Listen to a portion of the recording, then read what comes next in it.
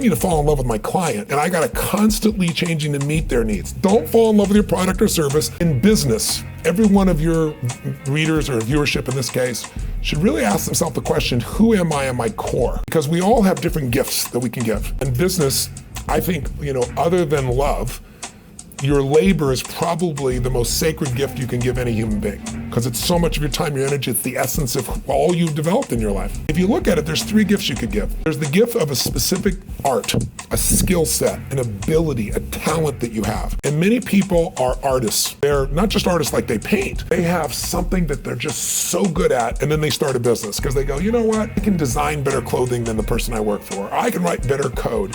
Of course, running a business is more than just the art of it, right? And most businesses are started by an artist, and most businesses, fail. If you look at that, you'd say, if I'm an artist, I'm gonna struggle because I'm gonna wanna do my art.